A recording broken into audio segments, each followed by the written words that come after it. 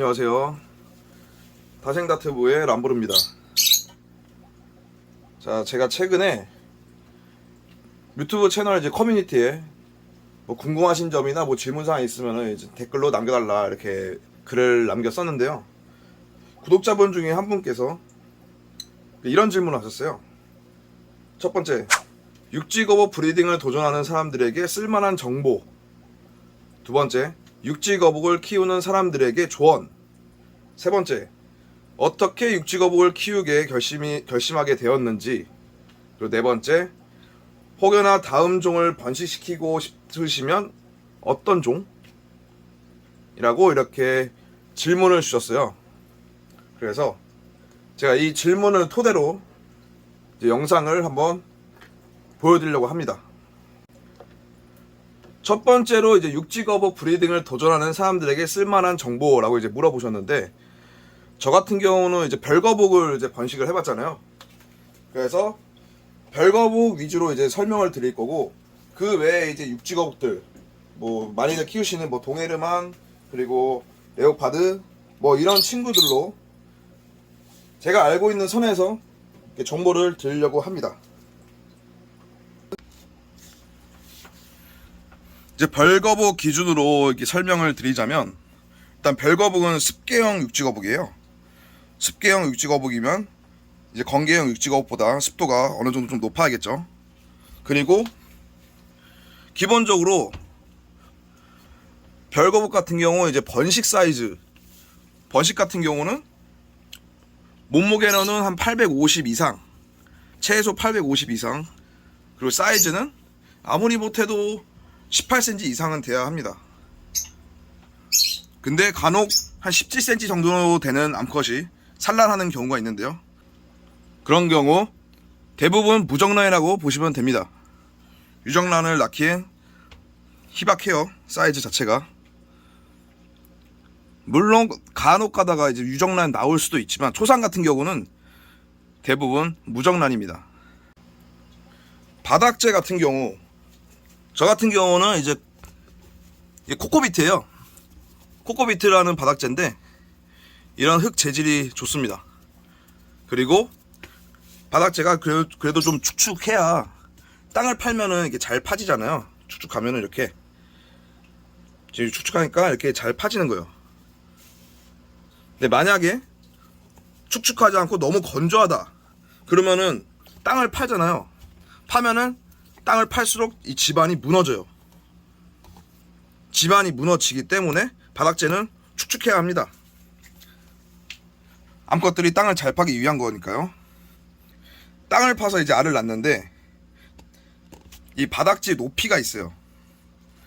보통은 뭐 15cm에서 20cm 또는 25cm 정도 바닥재를 올려주셔야 애들이 땅을 깊게 팔고 이제 알을 낳습니다. 근데 이제 간혹 가다가 땅을 안 파고 땅 위에다가 이제 산란하는 경우가 있는데, 그런 경우도 유정란이 나오긴 하거든요. 저희 기저귀 같은 경우는 땅 위에다가 알을 낳은 알이었어요. 근데 그 알에서 우리 기저귀가 태어났어요. 그런 거로 보시면은 땅 위에서 난다고 무조건 무정란은 아니라는 거죠. 보통은 땅 위에 알을 낳으면 무정란이라는 얘기들이 많아요. 하지만 유정란도 있을 수 있다는 거 참고해 주시면 되고요. 땅 위에다가도 알을 낳을 수 있지만 그래도 얘네들은 기본적으로 땅 속에다가 알을 낳기 때문에 땅을 그러니까 바닥재를 높게 올려주시는 게 가장 좋습니다. 육지거북 번식을 위한 준비는 제가 지금까지 말씀드린 게 전부예요. 솔직히 이게 다거든요. 근데 한 가지 더 말씀을 드리자면, 사육장 공간에 비해 개체수가 너무 많으면 안 됩니다. 지금 현재 제가 사육하고 있는 별거북은 내자 초강폭 사이즈에, 그리고 별거북 두 쌍이 이렇게 살고 있어요. 암컷 두 마리, 수컷 두 마리 이렇게 살고 있는데, 솔직히 이것도 많은 거예요.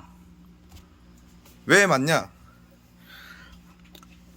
저도 이제 이 별거북 암컷이 알을 낳는 거를 몇 번 봤는데, 알을 낳고 있을 때 이제 다른 뭐 수컷이나 다른 암컷이 와가지고 이게 툭툭 치더라고요. 알을 낳고 있는데 툭툭 치길래 암컷이 좀 놀래는 거예요. 그러니까 알을 낳아도 좀 편안하게 이렇게 낳아줘야 되는데 툭툭 치니까 이제 알을 낳으면 이제 집중을 하잖아요. 그 집중이 흐려지는 거예요. 그러면은 이제 알을 낳다가 중간에 멈춥니다. 계속 순탄하게 이제 알을 낳아줘야 되는데 중간에 멈춰버리면은 재수 없으면은 에그 바인딩이라는 게 와요. 그러니까 알이 막히는 거예요. 알이 쭉쭉 나와줘야 되는데 알이 장을 막아버리는 겁니다.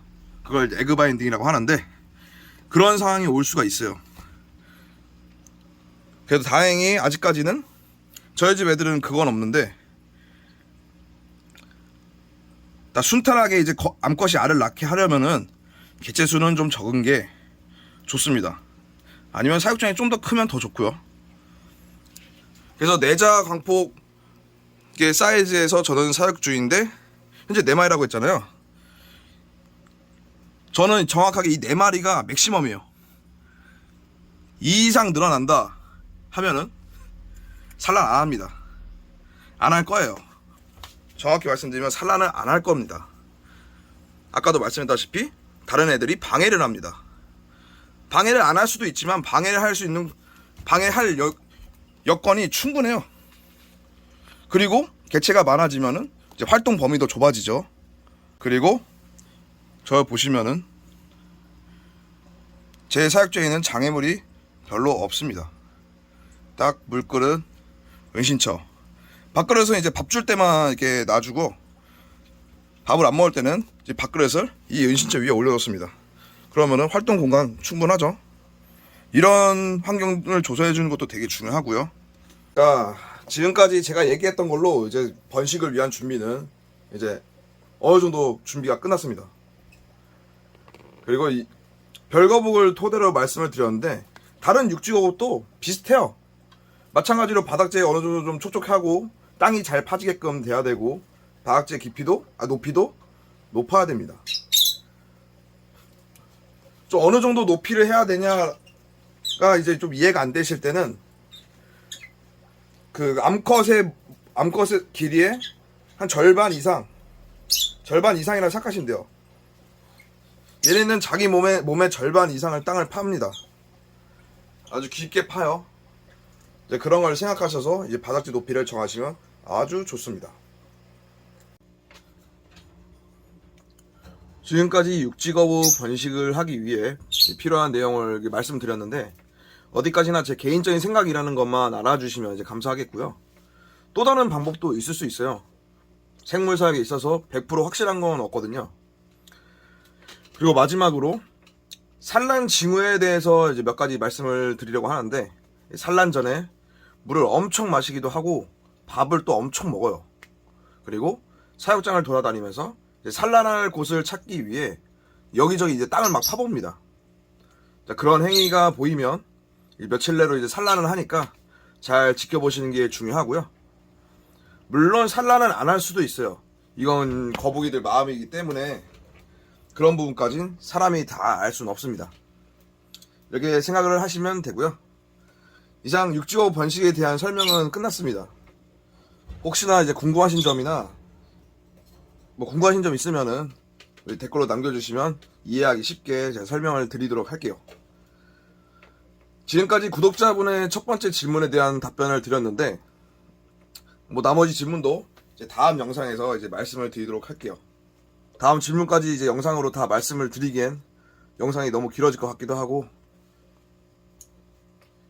일단은 오늘은 육지거북 번식에 대해서 이렇게 말씀을 드렸습니다. 많이들 궁금해 하시잖아요. 아무래도 육지거북 키우시는 분들이라면 번식도 어느 정도 생각들을 하시니까요. 그래서 이렇게 말씀을 드렸습니다. 자, 지금까지 다양한 생물을 다루는 다생다튜브의 람보르였습니다. 역시 다생다. 감사합니다.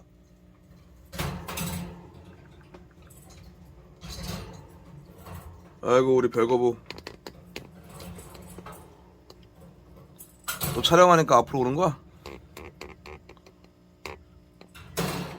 엄청 이쁘죠? 저희 집에서 제일 큰 암컷.